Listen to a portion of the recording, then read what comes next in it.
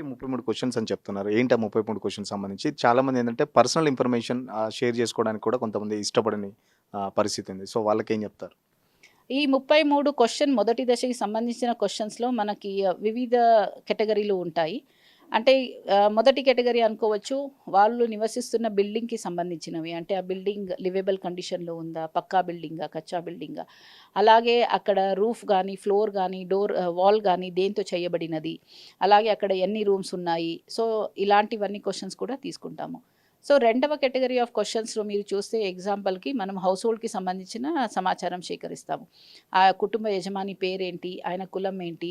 అలాగే ఆ ఇంట్లో ఎంతమంది ఉంటున్నారు? అలాగే ఆ ఇంట్లో పెళ్ళైన జంటలెన్ని ఉన్నాయి? ఇలాంటి సమాచారం సేకరిస్తాం.